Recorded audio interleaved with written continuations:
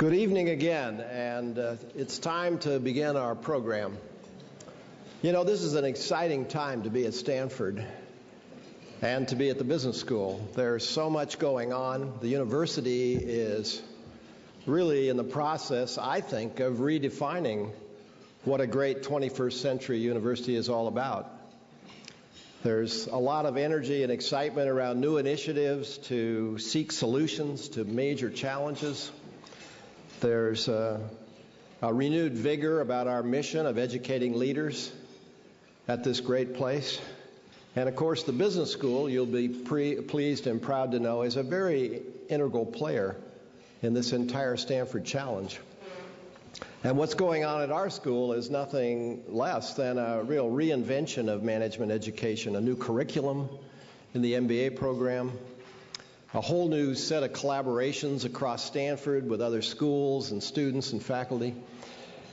And perhaps most exciting of all, the prospect of a new campus where we can bring it all together and make this academic vision a reality through the kind of space and community of students and faculty and staff from around the university and indeed the world to really make it all happen.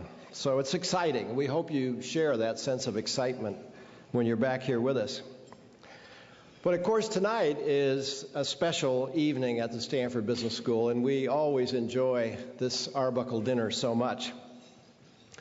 It's our chance through the Arbuckle Award to annually honor somebody chosen by the Stanford Business School Association. The award was named in honor of our dean, Ernie Arbuckle. He was the dean of our school from 1958 to 1968, and really was the driving force behind our school's vault into the top rank of the world's business schools. It's the highest honor that the school can award, and we recognize somebody every year based on their professional accomplishment and their close friendship with the school. In other words, someone like Ernie.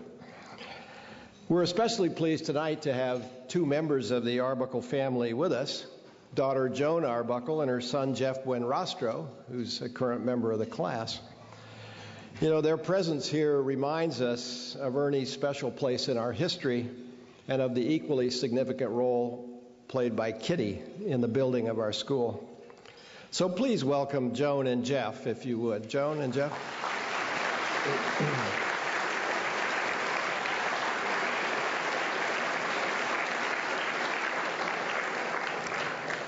Now, one of the great things, I think, about the Stanford Business School is that we're at Stanford, and we're an integral part of Stanford University. And I'm especially pleased tonight that among our guests to help celebrate this honor with Hank is Stanford's president, John Hennessy. And I know Hank appreciates, as I do, that John lends his personal support here tonight for our school's signature event. So please welcome John Hennessy.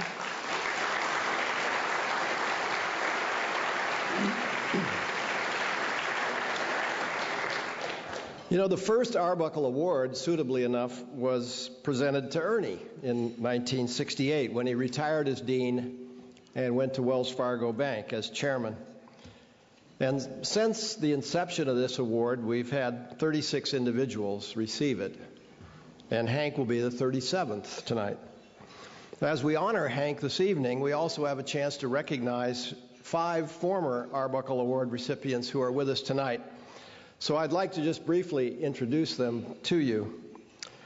Our 1975 honoree, 31 years ago, had a long and distinguished career with the Ford Motor Company, serving as its president. He was dean of our school from 1969 to 1979. He established a CFO lectureship in his name. He remains a close friend of the school. And indeed, I'm certain this room is full of members of a club called FOAM, F-O-A-M, Friends of R.J. Miller. So please welcome R.J. Miller.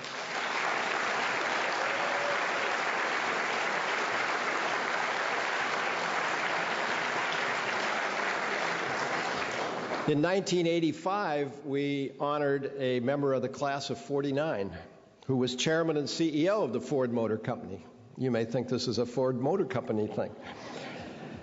He spent his entire career at Ford. He's a former member of our advisory council, and he's been a wonderful supporter of our school, especially our programs with the School of Engineering. He's a mentor to our students still today and a regular visitor to Chuck Holloway's class. But please welcome Don Peterson. Don.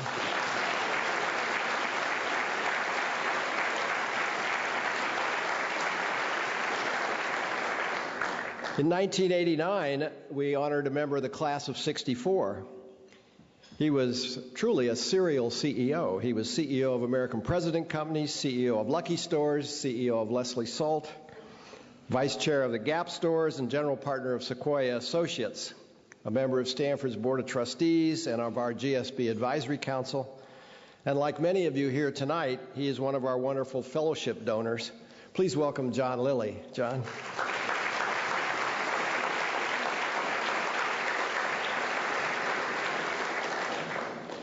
Our honoree in the year 2000 is a partner at Oak Hill Capital. He's the Philip H. Knight Professor Emeritus, having served as dean of our school from 1990 to 1999. He received the Nobel Prize in Economics in 2001, and he's currently a senior fellow at the Hoover Institution. He remains a good and close friend of the school in many ways, including through a fellowship established in his honor. Please welcome Mike Spence.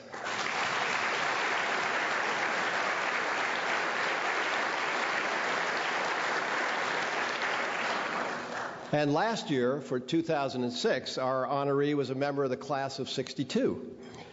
He's the founder and chairman of a remarkable group of entrepreneurial companies that collectively approach Fortune 500 dimensions.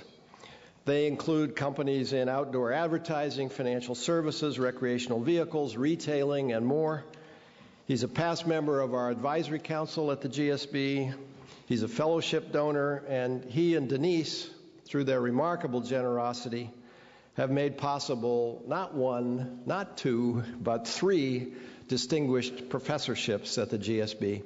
Please welcome Steve Adams. Steve.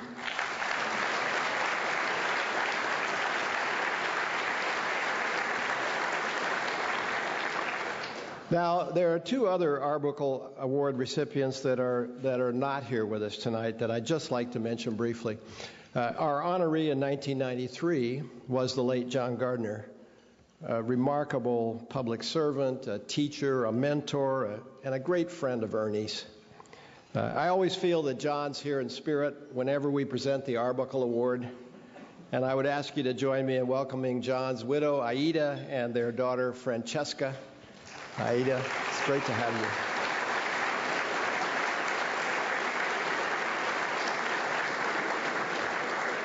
And the second person I'd like to mention who's not with us is our 1992 honoree, Phil Knight, a member of the class of '62.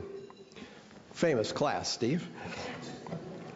Now, you already know a lot about Phil's amazing legacy at Nike, but also at the GSB. You know, as dean of our school, I am the Knight Professor. I have my office in the Knight building. But since our last dinner here a year ago, Phil has really outdone himself with a magnificent gift commitment, the largest in the history of any business school, to enable the construction of our new GSB campus. It'll be called, appropriately, the Knight Management Center. And I'm sorry Phil couldn't be here tonight to receive your collective thanks, but please join me, at least symbolically, in raising a rousing cheer that might be heard all the way to Beaverton, Oregon. Thank you.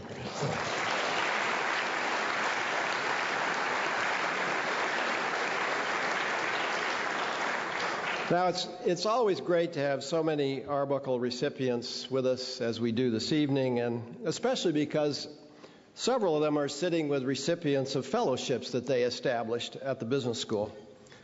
And this evening continues a tradition we started in 1986, 21 years ago now, when we began inviting both the fellowship donors and the students who benefit from their financial support that has never been more important than it is this year. So I'd like to ask all of our fellowship donors if they could please rise so we could see all of you wonderful people.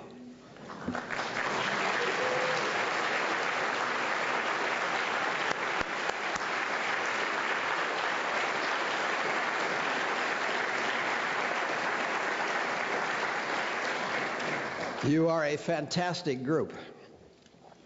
You know, today fellowships support nearly half of our MBA students in some partial way, and virtually all of our PhD students. And fellowship awards account for nearly 10% of our budget. Now, many of these fellowship recipients are here tonight with their donors, and I really appreciate them taking time off from their studies to be here, to thank their donors and join in this celebration honoring Hank. And I'd just like to ask all of these fellowship recipients to rise and express your appreciation to your donors. Thank you.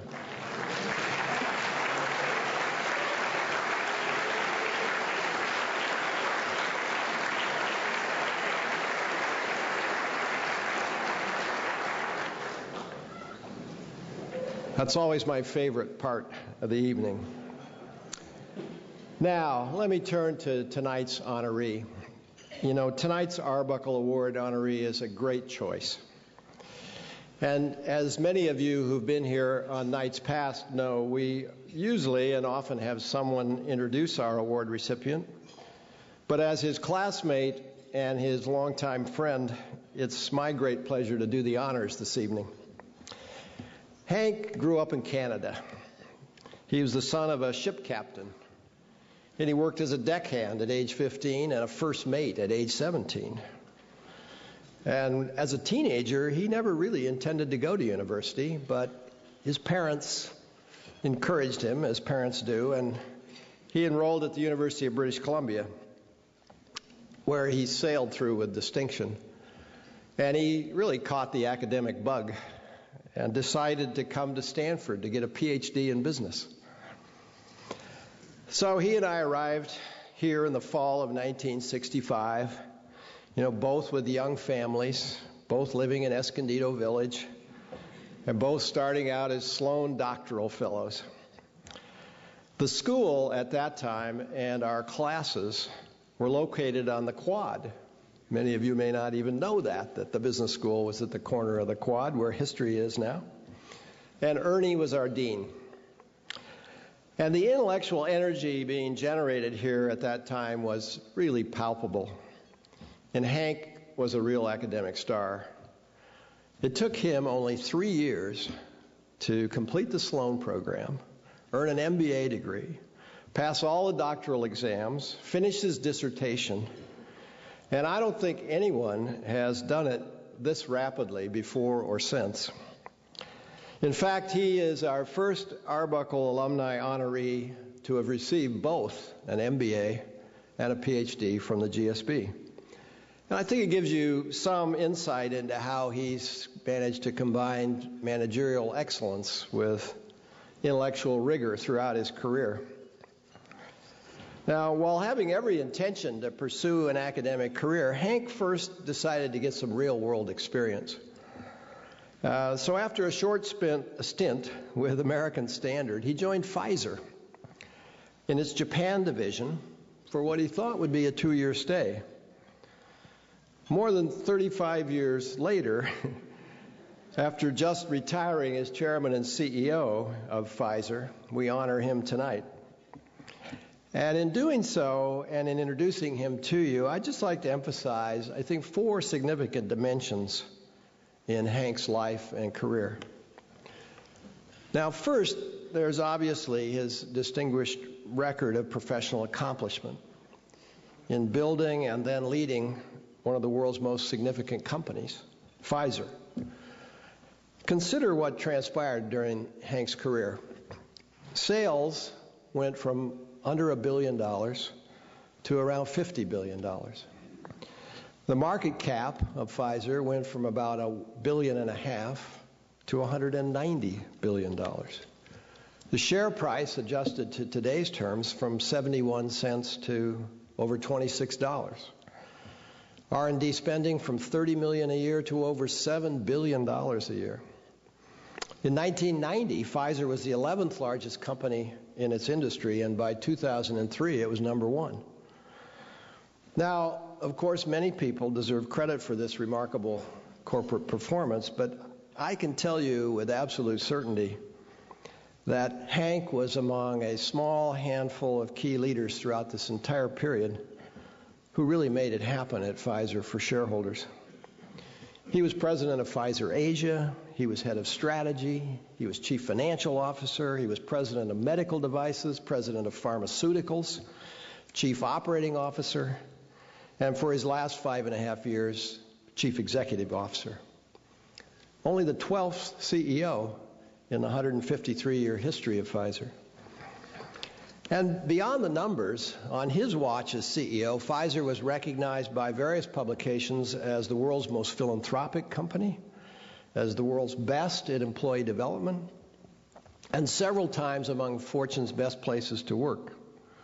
He also had a particularly untapped flair for marketing, for picking brand names. You know, in the drug business, these blockbuster drugs have important names like Lipitor, which was actually Hank's baby in terms of that whole transaction with Warner Lappert.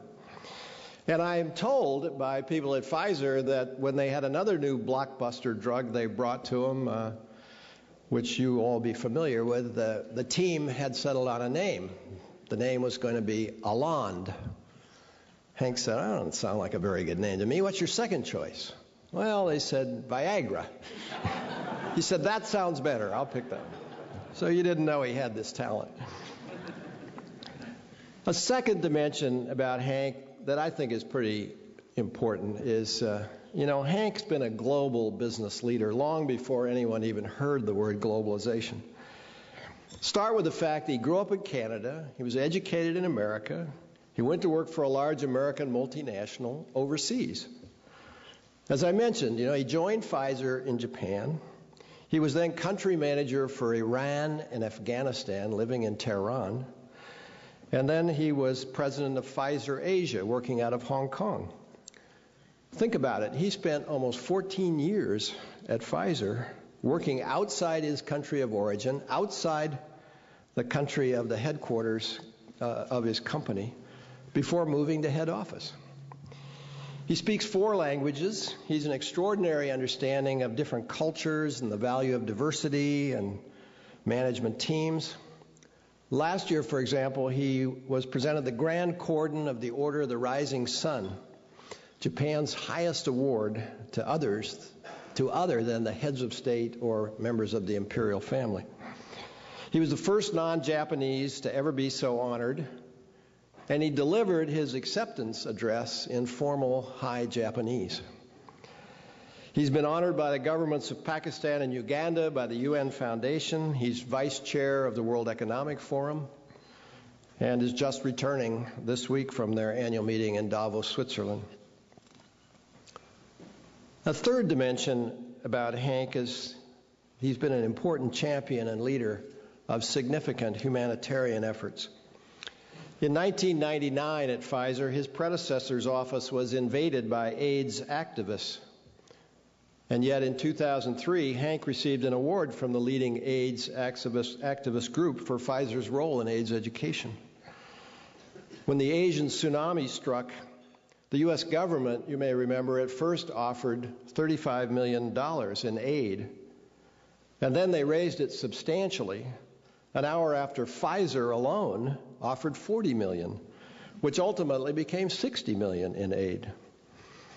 Hank was the negotiator who led the breakthrough at the WTO on the treatment of pharmaceuticals, allowing poor nations freedom from patent infringement action for a group of essential medicines, many of them patented.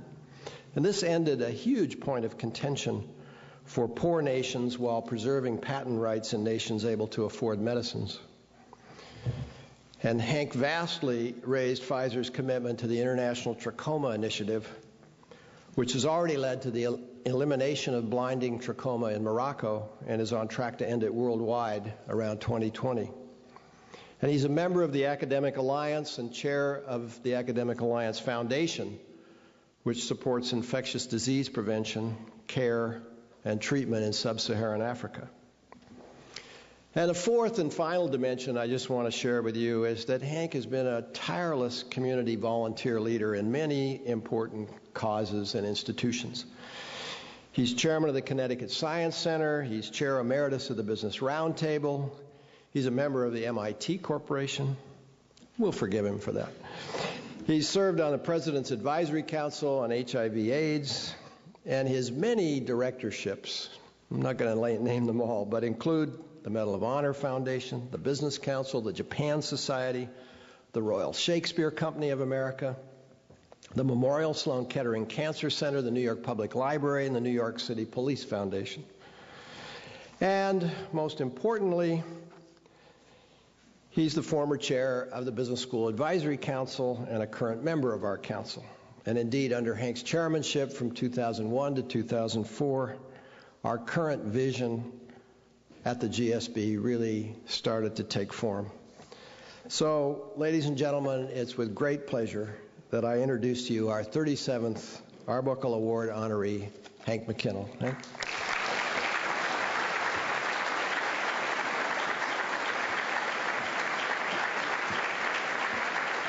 Thank you, thank you. Well, thank you, Bob. Thank you, everyone. It's great to be back with the Pfizer family and see so many friends from a long, long time ago. I've had the good fortune during my life to accept several dozen awards. The problem is these awards weren't for me, for being me, but they were for me for leading one of the world's largest and most generous organizations. I was obviously honored to accept these awards, but on behalf of my many colleagues who actually earned them. So please indulge me tonight if I accept this one on behalf of myself. And I can't tell you how much of an honor it is to accept an award named after Ernie Arbuckle. With Bob, I was here at the business school when the very first Arbuckle Award was awarded to the individual who best exemplified Ernie's vision and infectious enthusiasm. Pretty hard to argue with the committee's choice. They picked Ernie Arbuckle. So to be here accepting this award 37 years later is really quite special. I look back over 40 years and look back to the day Bob and I arrived here on September 1965, driving up University Avenue and thinking, hey, this is pretty good. I hadn't actually been here before. But then I met my classmates, and I met some truly outstanding people. And I really was convinced I was the last person admitted to the class that year. And I was fortunate not too many other merchant marine skippers applied that year, but I got here. So for me, Stanford was more than the world's best business education. It really laid the foundation for the choices I would make in my life that led me to be on this podium this evening. What I learned here and what I did here eventually led me to the company that I love and the world I wanted to see and to influence. Now, what you may not know, Bob mentioned I'm a member of the MIT Corporation, but I actually enrolled in the Harvard MBA program. And Bob Jedicke, who was the dean of the PhD program here at the time, called and he said, we received your letter telling us that you had decided to go to Harvard, but I wanted to call you to ask you if you'd ever thought of enrolling in the PhD program. And I said, well, no, that had never occurred to me before. So we talked about that for a little while, but then he said the magic words. It included a fellowship of $10,000, which is about what ship's captains were earning in those days. I came to Stanford with every intention of completing my PhD and starting an academic career. And I always knew that if Stanford didn't work out, I could always go back to the wheelhouse, which is what my father did.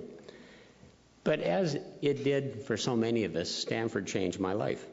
My second child, Tracy, was born here. That was okay because doing Sloan, MBA, and PhD all at the same time, I wasn't getting much sleep anyway. But it was a very special event.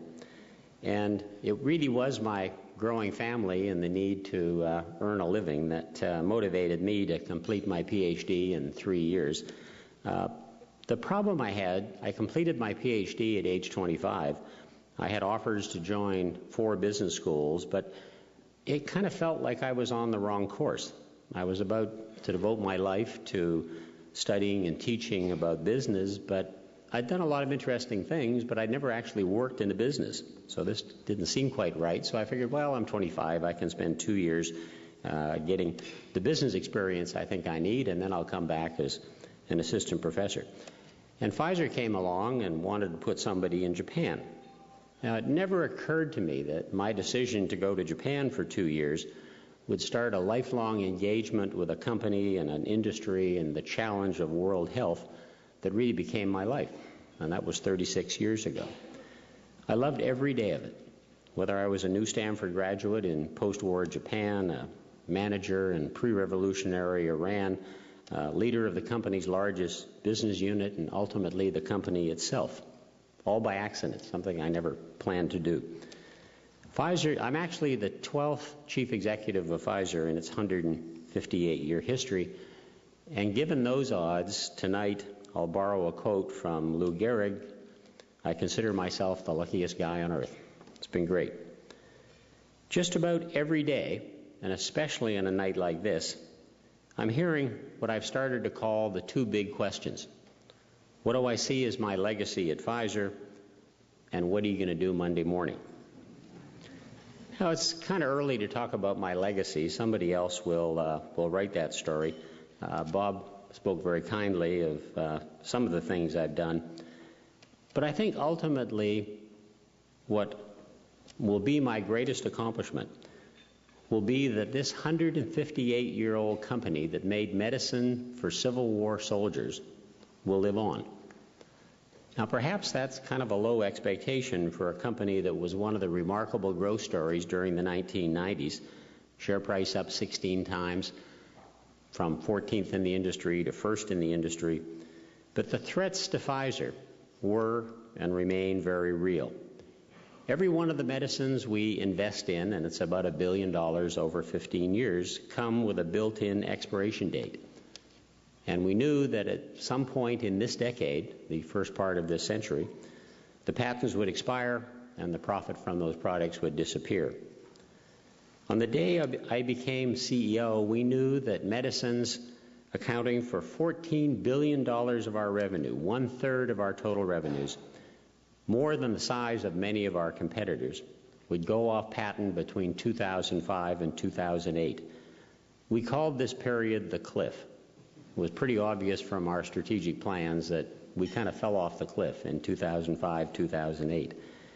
And we also knew, unfortunately, given the vagaries of research productivity, that we wouldn't have the medicines in late-stage development in the late 90s to replace those medicines that were going off patent. I felt like the captain of a racing sloop, full sail, headed towards storm clouds on the horizon. Now, we could have just let the good times roll and kept on sailing, or we could get ready for this storm, notably by finding a bigger and more powerful boat. My legacy, I hope, is that bigger boat. We bought the critical mass we needed to get through this very difficult period. We entered new therapeutic areas, cancer research being the most important.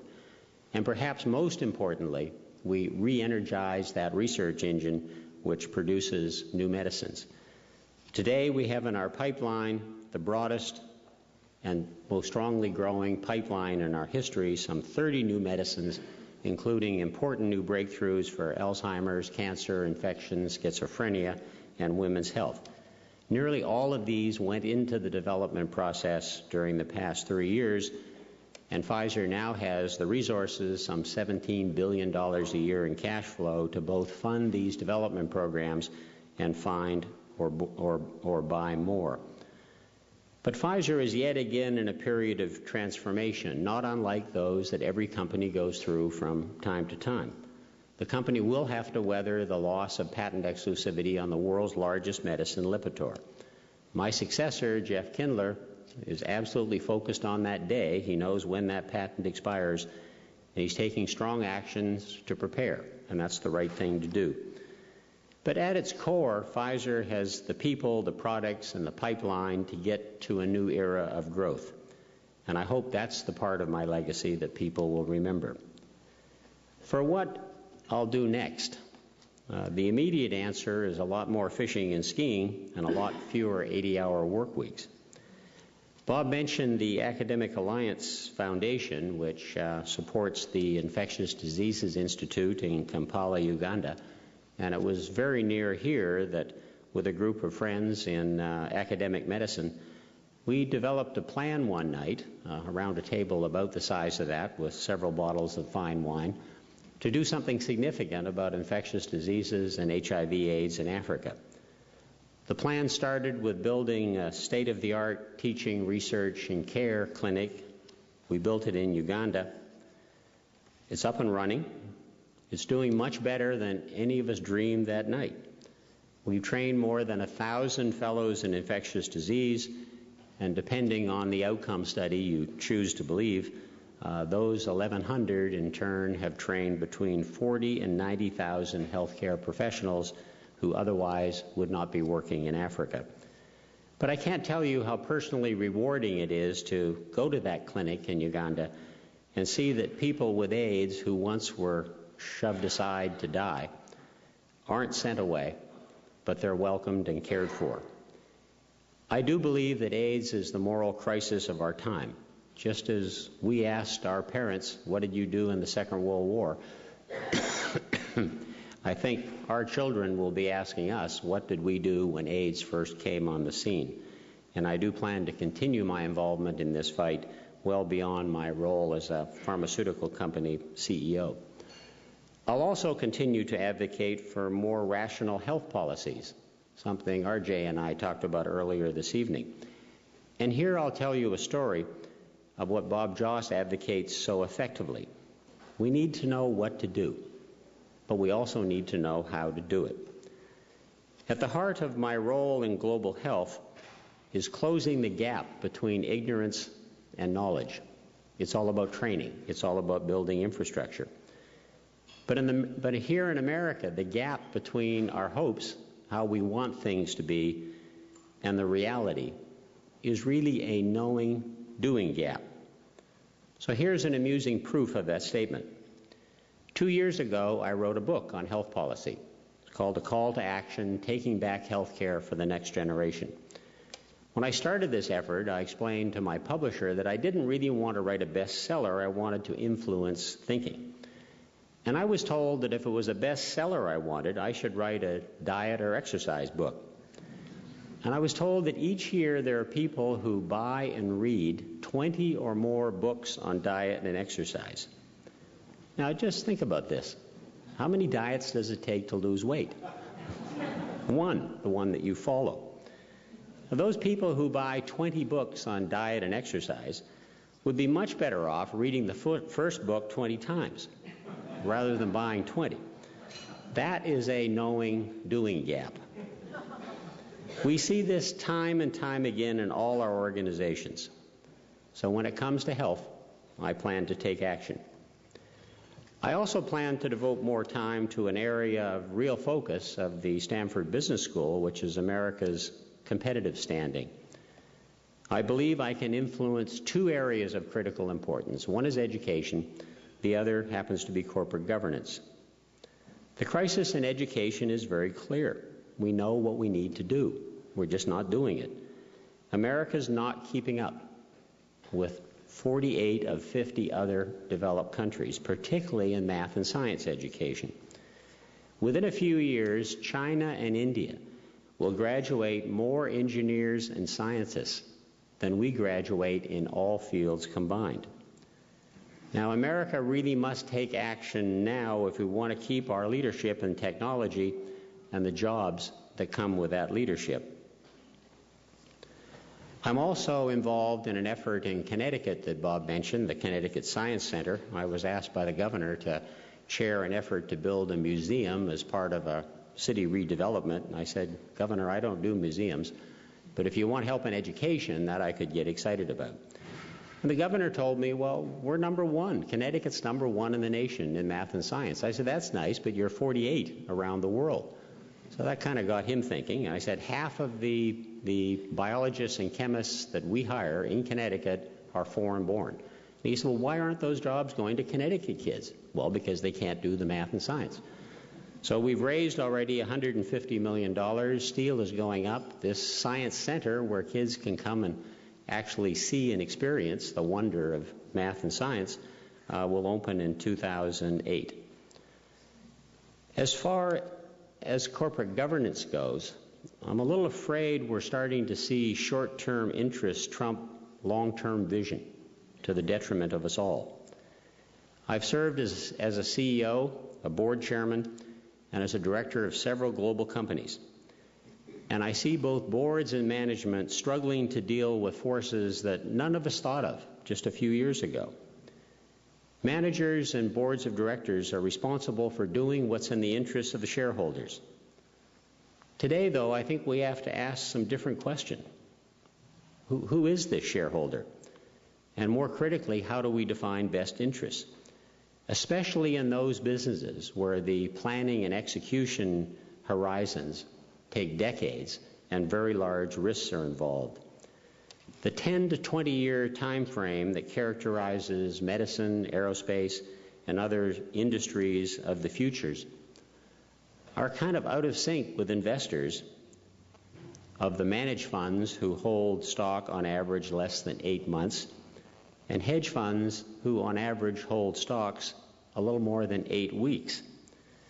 Already we've seen a hedge fund with a large, long position in one pharmaceutical company borrow shares of a smaller company and vote those shares to force a merger with, of course, a large premium for the company that investor is long in. So when these kinds of company future-altering decisions can be made with borrowed shares, with a disconnect between the equity ownership and the voting, a very hard question has to be asked.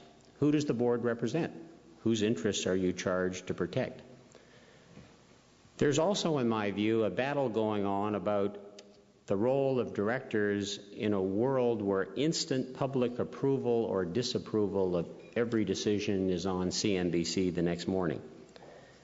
Trace the history of any of today's blue-chip companies, whether it's IBM or Pfizer or P&G or General Electric, and you will find that each came at one point in their history where management and the board had to make a bet the company kind of decision. Now, the ones that made those bets and failed, you don't know those names, but the ones that you do know, they made those bets, they succeeded, and it took years or decades to pay off.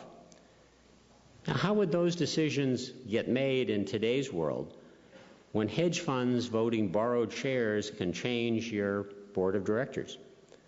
Or when reports about your board's decision show up alongside the latest Donald versus Rosie debate? I believe we need to think again about exactly what's expected of boards of directors, especially for those industries where the planning horizon extends a decade or more.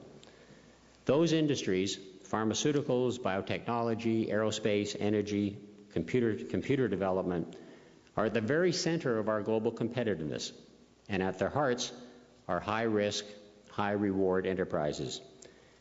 If corporate boards and management tip that equation by becoming risk-averse, America's most promising industries will be hampered, perhaps fatally.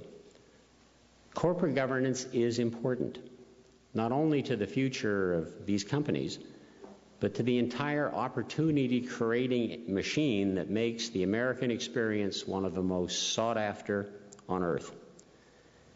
Because it's so clearly linked with America's competitiveness, I want to spend part of my time in future driving changes in corporate governance and linking the actions of directors more directly to long-term interests of all stakeholders.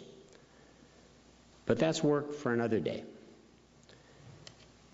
And today, I really have to say thank you to a lot of people. And I'll start with the love of my life who shares good times and bad, Joanna. Thank you.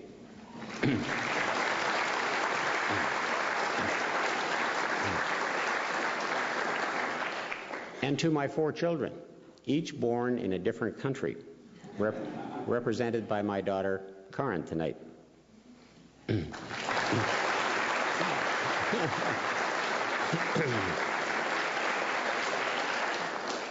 And to Bob and Betty Joss for friendship that's prevailed for more than 40 years. Thank you.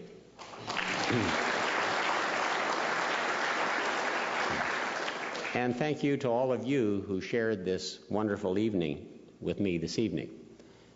Now, there are some debts that can't be really repaid with a thank you. And to the Stanford Graduate School of Business, I will be working with Bob to make a decision on where this gift is going, but very shortly we will be announcing a significant gift to the business school from the McKinnell family. Thank you and enjoy the evening.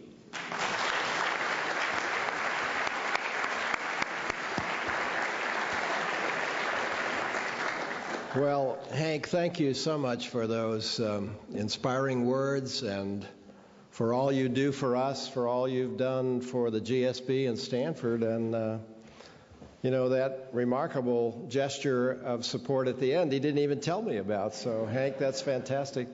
There really is an Arbuckle Award. It's glass here, so I hesitate to pick it up and hand it to you, Hank, but we'll work on that right after the evening. And thank you again, really, for allowing us to honor you and for having the kind of career and accomplishments that enable us to do that. It's just great that we could do it. Thanks, everyone, for coming tonight. Now, I have a couple of things that you have to do. Number one, you have to figure out at your table, through some magical process, who could take home the flowers. Please see that that gets done and that somebody appropriate gets the flowers. Secondly, we want you to come back next year, and we look forward to seeing you. Drive carefully, and we look forward to seeing you at the 38th Arbuckle Award dinner. Thank you for coming. Goodbye.